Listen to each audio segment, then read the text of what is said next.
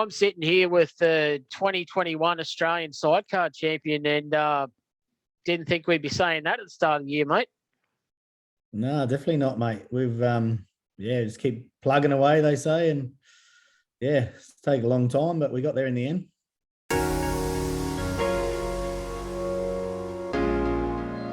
What's it like to actually, put your name on that top step to say that you're actually Australia's national champion in the sport that you've dedicated your whole life to?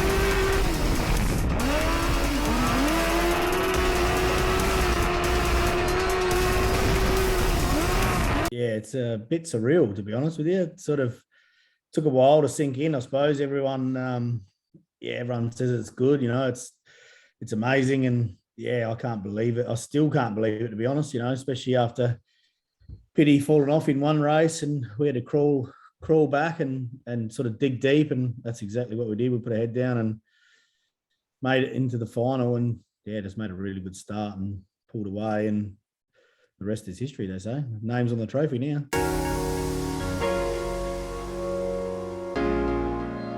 You're the champion. Next year, you have the opportunity to back it up, and, the target's on your back now because you're Australian number one.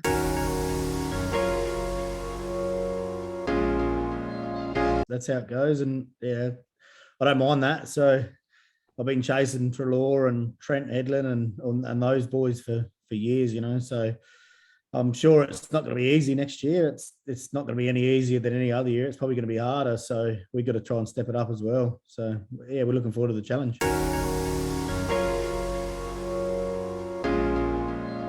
Since I've come back to sidecars and that, you've obviously continued the whole time, and I have noticed, due to COVID, current series, whatever there is, you've kind of stepped back a little bit from racing constantly and sort of focused on the bigger meetings.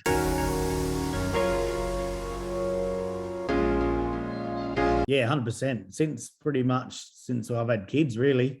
We used to go racing every weekend, and I'd drive to Gosford, to Newcastle, to Tamworth, Mildura, week in, week out. And then obviously these things slow down when you have kids, and gone from doing probably 25 meetings a year down to 5, just to try and find the time to give it 100%. I don't really want to go to any meeting unless I can give it 100%. And that's what we do. We sort of focus on, obviously, the Australian title is the big one, and then the state title, and try and do the Victorian title for Pity. And sometimes we can't quite get there, but we'll just try and focus on whatever we're going to do. We'll give it 100%. And, you can't physically do 30 meetings a season, traveling here, there and everywhere, and give it 100% by the end of it. I think that's where I struggled early on, probably 10 years ago. I was probably worn out by the time you come to the Australian title. You've probably done 20 meetings and you're buggered,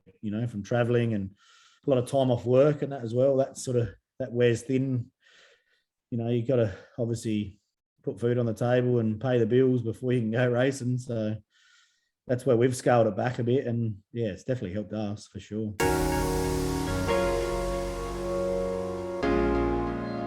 Because it is such a big commitment, as you've touched on. Family, work, travel, your own mental, game.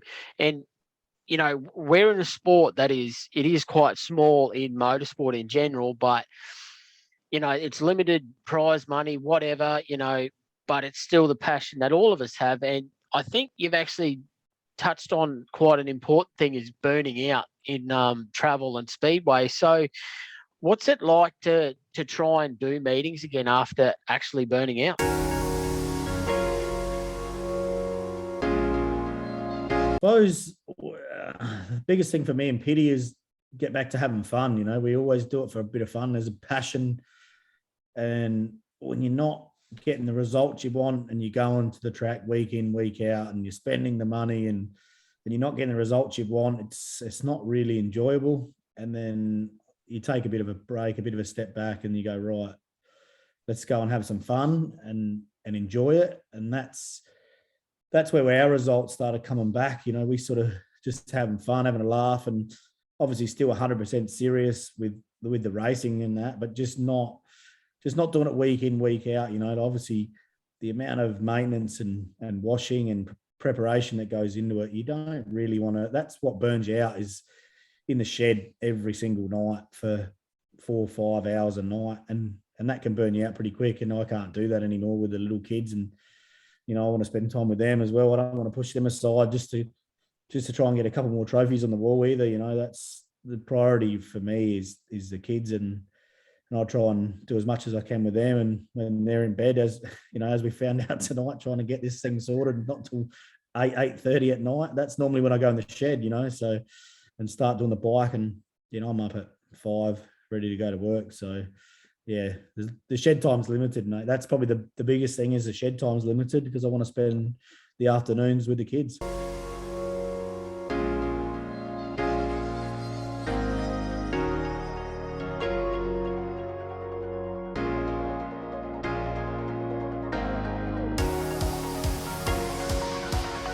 This is not about me, but when I go to meetings and I help commentate or film or whatever, all my kids are there. It's a big thing. But touching back on having kids and being a dad now, surely being the competitive person you are, you want to be the best dad possible.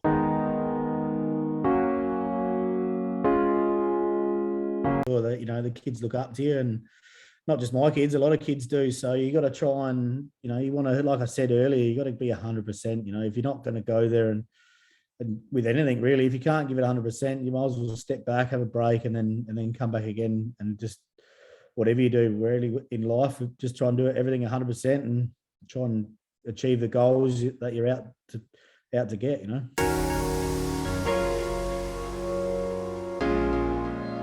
Go through the people who have been so important to you in the years of racing, or just thank whoever you'd like right now because you have the opportunity.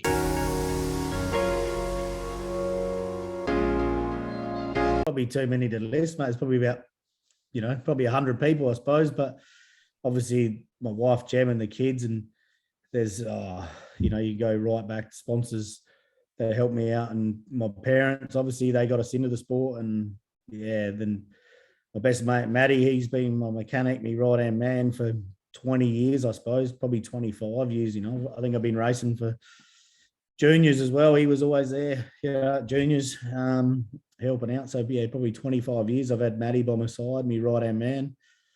Trelaw, you know, Darren, he's done me motors for, God knows, 15 years, 20 years, pretty much ever since I started seniors, really. So, you know, there's Mark Plaisted from Black Chrome. He's been behind us for, have to be 12 or 13 years now. You know, these guys go back a long way, not just guys that helped me out last year. Yeah, it's just there's hundreds of people I'd like to thank. You know, pity all my passengers. I've had probably 5 or 6 serious passengers over the last 15 years, and a few fill-ins in between. You know, obviously appreciate every one of the boys jumping on and helping you try and win some races. And yeah, all my sponsors. There's plenty of them, mate, over the years, but yeah, you can't think of every one of them at the moment. But yeah, I just like to thank everyone that's sort of stuck behind me, helped me, and sort of going to help me next year, which is going to be good.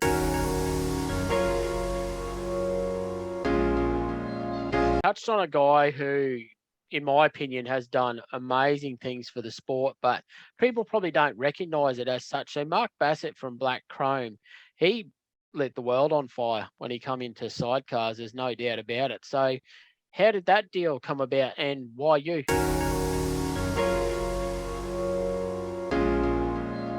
We just got in contact with him when the World Championships was at Murray Bridge in 2011, and just wanted to get some team shirts and jackets and stuff done. And yeah, we were just quite lucky that we had a bit of racing on the TV on the Fox Sports from that season, and Mark had been watching a bit of it on Foxtel, which was good, through the David Tapp doing that on his checkered flag program. So Mark was aware of us, and he jumped on board and said, "Look, I want to help you out. I want to be involved in Speedway," and me and him have been best mates ever since. Really, there's probably 12 or 13 years we've been good mates, and we catch up as often as we can, during the off season. And it's not about Speedway now; it's about the relationship we've made. Our kids are the similar age, and we catch up for barbecues and all that sort of stuff as well. So I've made a great relationship with Mark, and like you said, he set the world on fire when he come in, and the kit we're wearing, everyone's wearing it. Everyone's wearing black chrome gear, and everyone's sort of stepped up their merchandise and their team apparel, which is, it's a big thanks to him and the whole crew at Black Chrome.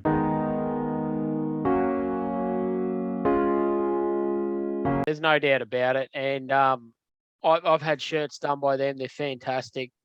I just can't believe that someone not even anything to do with Speedway at all comes along and puts so much into it. And with your team, it's not just the shirts, it's not just the hats, it's stubby coolers, Kevlars, the bike presentation, the gazebo, everything looks a treat.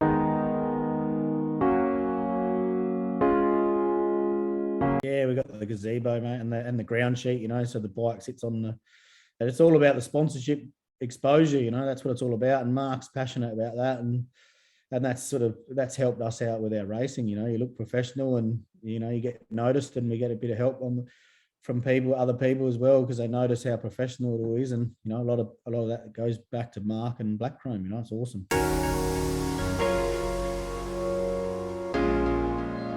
Touching on presentation too, it's no secret. When I was on the tools as a mechanic, I had your poster on my toolbox, and I'm a big supporter of your bike and how it looks and everything.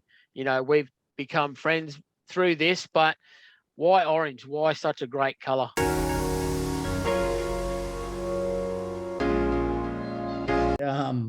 The bike was orange when my parents bought it.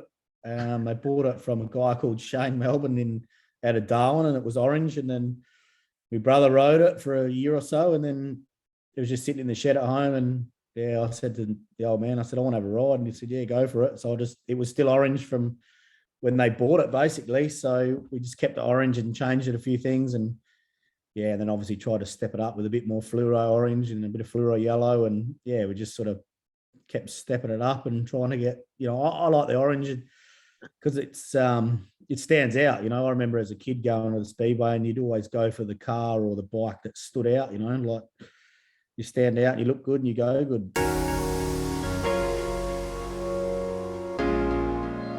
I didn't realise that the bike was already orange, but like you said, orange is the best colour and the only option. So I'm glad we agree on that.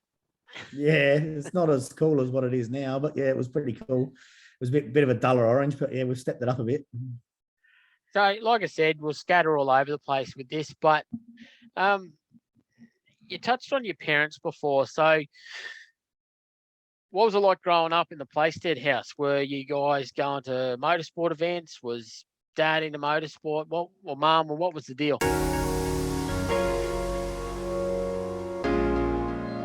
And Dad both took us to motorsport right from when we were kids. We used to go out and watch the sprint cars out of Virginia, and we used to go out there nearly every week. And we sort of grew up around the Speedway and mainly the cars when we were younger. And then we started going down to the Sidewinders Junior Speedway, watching my cousin Rusty Harrison. He started racing solo, so we used to end up down there every week watching him. It was pretty cool. And then just got involved with it from there.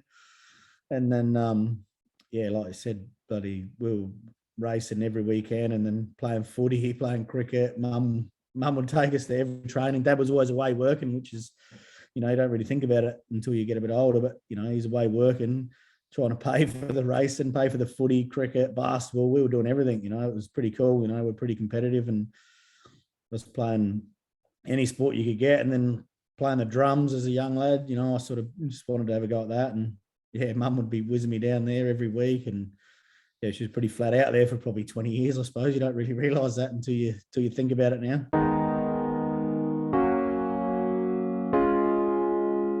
Who was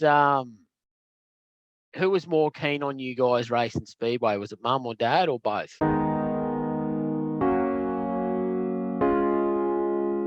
I'd probably say the old man, to be honest. Yeah. Mum gets a bit nervous. There's about 500 smokes of meeting, I think.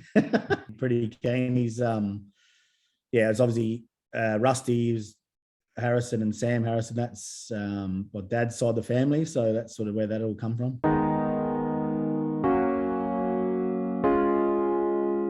I'm sure that you had Sam Harrison on the side of the bike for some time. Is that right?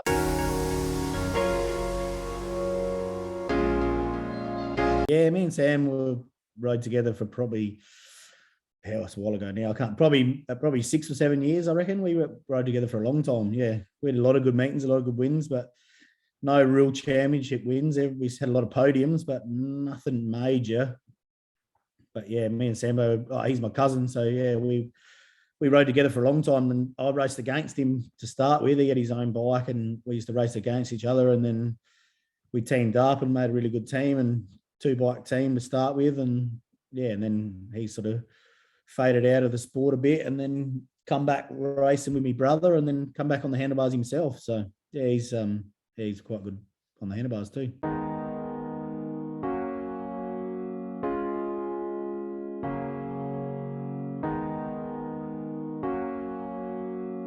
Also, I want to touch on, you won, I think it was the first ever Gary Moon Memorial Trophy thing they did at the Australian titles for best presented team. Yeah, that was at Maryborough. That was about the only thing that come out of that. Yeah, that's what I went you, I think, wasn't it? Yeah, man. Yeah, you're actually right. Yeah.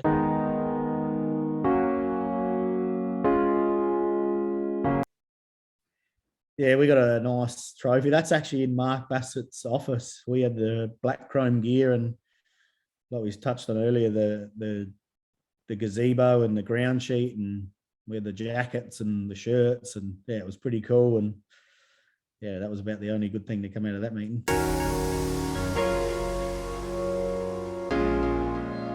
Actually, at that time, I was trying my best to beat you guys for that. I remember I was an apprentice mechanic, and I was spray painting for a team. I think I just painted their bike, toolbox, trailer, and everything, and I thought I was the shoe-in to win. And then when you guys turned up, I was like, oh, Jesus. Yeah, that's how it goes, mate. I'm sure there's probably plenty of good bikes out there, mate. You know, it all depends on who's choosing the trophy, isn't it? But yeah, unfortunately, they don't have that much anymore, I don't think.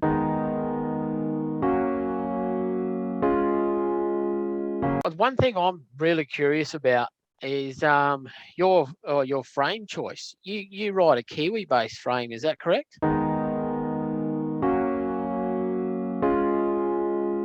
Yeah, this season we went.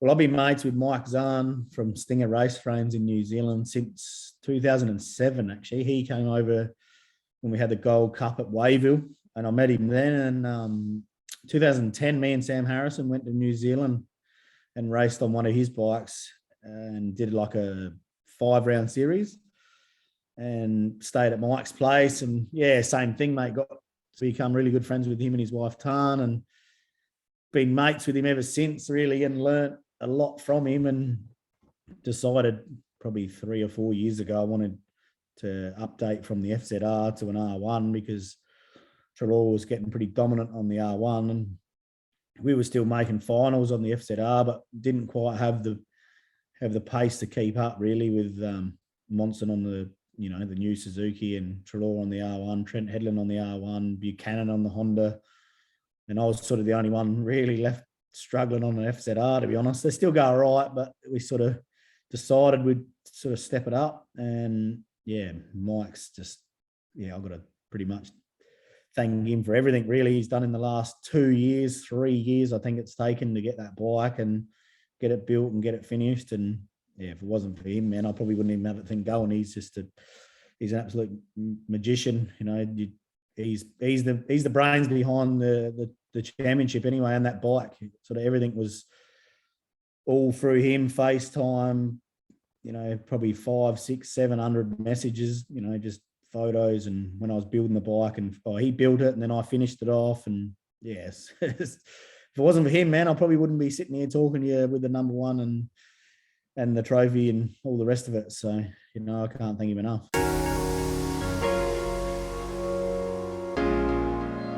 I want to know, to relay this to the, you know, the public, the fans, you know, spectators, whoever's going to see this. What sort of things go into developing a new bike and chasing that pace? Like, how could you describe it to people that an FZR right now, even at a state level, is very competitive, but they've definitely done their time. Now the new wave of motors are coming in. What goes into coming up with a new bike and a new combo?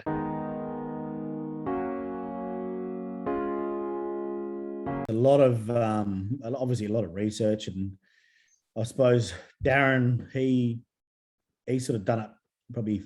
I reckon he's probably been on the R1 for about 7 or 8 years, so he's sort of done a lot of that, and you could see he was progressing, and you know that sort of he sort of steered the ship in that direction, and the sort of the amount of time, and like I said, it was 3 years to get my bike on the track, and that was 3 years worth of, you know, back and forward photos and ideas, and me and Mike talking and just non-stop, like pretty much daily chatting on how we want to go about it, what we want to do, how we're going to progress. You know, we didn't want another bike that was exactly the same as what we had. We wanted to try and have a bit more options with the handling. You know, we sort of come up with a few more options there, and yeah, just made it a lot easier to try and set the bike up on different tracks with some different options. And yeah, Mike's the man. He's the brains behind it all.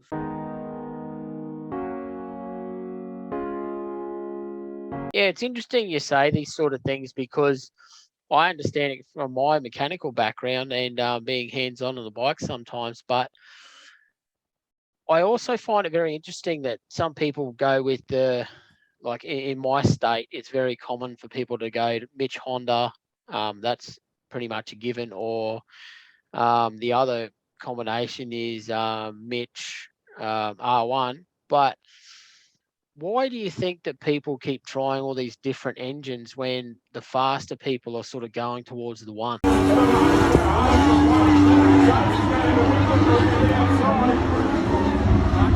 Mark Plaisted.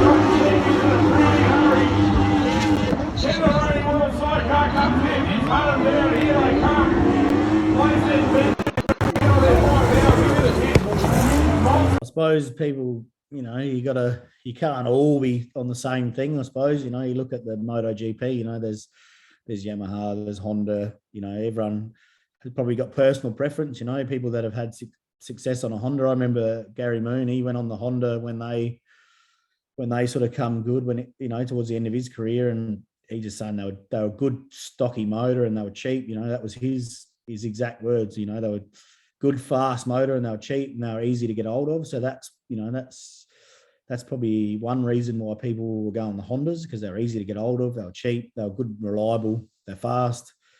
You know, I think the same thing with the Honda, with the R1. People are going them because obviously Treloar's been dominating for 20 odd years, you know, and whatever he's doing, we're all doing. And then you got a few Suzukis out there, you know, Monson obviously works for Suzuki, so that's why he goes for Suzuki. So, you know, there's not obviously one. I mean, there's probably more Yamahas than anything, but I don't think that's because they're the most dominant one. You know, I think the Suzuki's probably got just as much potential, really, or even the Honda, really. You know, with Tim Buchanan, Scotty Christopher, a lot of good dudes on different brands. You know, so.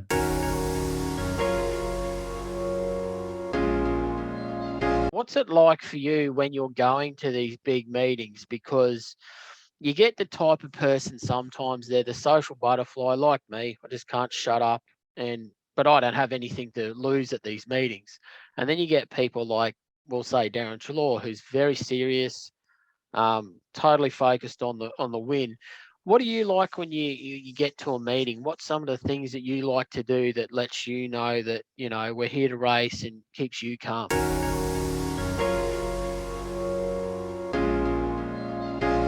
Probably just do my own thing, really. I try and, you got to make time for everyone. I try and make time if anyone comes and says hello, and, I try and say good day to all the guys I haven't seen for a while. And yeah, but like you said, at the end of the day, you're there to race, so you can't really go around chatting to everyone. I try and catch up with a few people before the meeting, and yeah, just try and once I get all me bike in the pits and get everything set up, and then I know that's a pretty big job in itself. That's a good hour and a half to get everything unloaded, get everything set up, and that takes a bit off me mind, and then sort of don't mind having a bit of a chat to as many people as you can, really.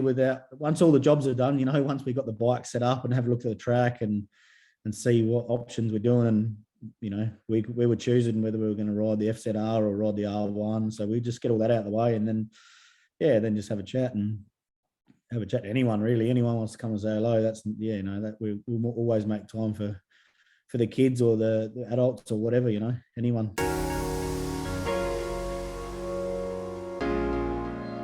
Yeah, it's just cool to know, what it's like for someone like you to go to a meeting, because you are a bigger name in the sport. And do you find at that level people are very cautious to share any hints or tips at meetings, or is it just we stick to ourselves, they stick to themselves, and it's the best man with the best setup wins the race?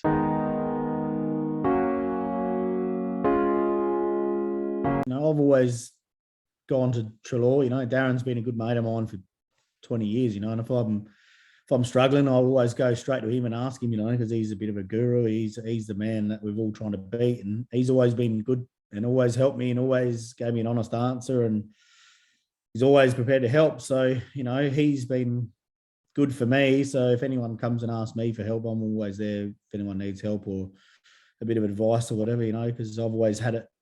People have always done the right thing for me, like Trelaw. So, I'm not going to turn around and not return the favours,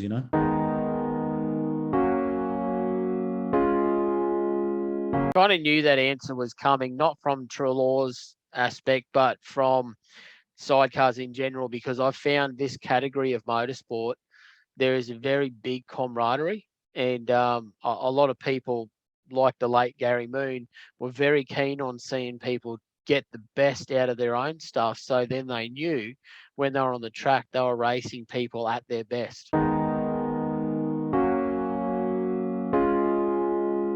Yeah, that's right. At the end of the day, we always, you'd rather be out there in a race with 3 other bikes rather than, than 2 other bikes and one bloke in the pits that can't get his bike going. We've spent hours helping other people, and I've had plenty of people help me stay on the track over the years. So you'd rather be racing everyone. We're all there to have a race. We're not all there just to make up the numbers, which is that's probably pretty important. I've spent a fair bit of time with Daniel Putty, I reckon it was, in the Aussie title with Alice Springs. He couldn't even get his bike going, and my stuff was all sorted. So we just spent a fair bit of time and got his bike going for him, and that's what it's all about. As long as everyone's out there having a crack, and the best man wins at the end of it.